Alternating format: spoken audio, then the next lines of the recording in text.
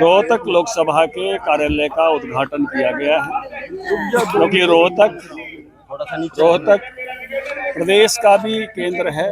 10 की 10 लोकसभा विजयी होने का संकल्प यहाँ लिया गया है। फिर से 10 की 10 सीटें मिशन 2024 में दोहराएंगे।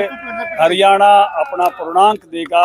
मोदी जी के नेतृत्व में मिशन 2024 में फिर से सरकार बनेगी और पीछे से अधिक जो है सीटों के साथ देश में बनेगी। उसी संकल्प को आज यहाँ लिया गया है और हरियाणा इस संकल्प पर खरा उतरेगा। धनखड़ साहब, हुड्डा परिवार ये आरोप लगा रहा है कि उनकी आवाज को दबाने के लिए आप लोग ईडी और सीबीआई का इस्तेमाल कर रहे हो भूपेंद्र हुड्डा के खिलाफ।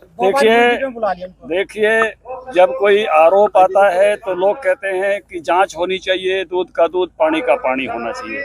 जब जांच शुरू होती है तो जो अभी आप बात कर रहे हो, इस प्रकार के मुद्दों पर, बहानों पर जाते हैं, क्योंकि दूध का दूध पानी का पानी तो जांच से ही हो सकता है। तो जांच चल रही है, जांच का आदरपूर्वक सामना करना चाहिए और भारतीय जनता पार्टी की सरकार केंद्र में फिर से बनेगी और रोहतक की सीट पीछे से अधिक मतों के साथ विजयी होकर आएगी। दीपेंद्र हुड्डा ने ये बोला है कि आप कुछ ज्यादा ही प्यार कर रहे हैं उनसे, जो पूरी की पूरी सरकार आपने उनके खिलाफ रोहतक में लाकर रख दी।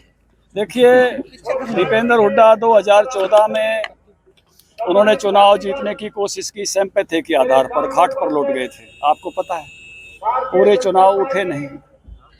2019 में वो हारे तो पूरी जगह आंसू बहाते रहे कि मेरा बदला ले लो, मेरा बदला ले लो। और उसके कारण से इस इलाके में कुछ प्रतिनिधि चुन के आते, मंत्रिमंडल का हिस्सा बनते। पहले भी इस लोकसभा से 2 मंत्री थे और विधायक 4 थे, तो कई हजार करोड़ रुपया इस लोकसभा की इन 8 सीटों पर भी आता। तो वो उनके घड़ियाली आंसुओं के कारण से जो है वो पीछे रहा।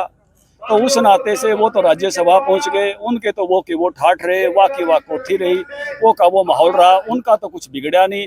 नुकसान हो गया तो यहाँ आसपास के इलाके के लोग उसमें से पीछे रह गए। ये नुकसान दीपेंद्र हुड्डा ने उस समय घड़ियाली आंसू बहाकर जरूर किया। तो ये केवल और केवल सिंपैथी के आधार पर ही चुनाव लड़ना जानते हैं और जो है अब देश पूरा का पूरा कांग्रेस को समझ चुका है, कांग्रेस की मानसिकता को समझ चुका है। ये राम विरोधी है।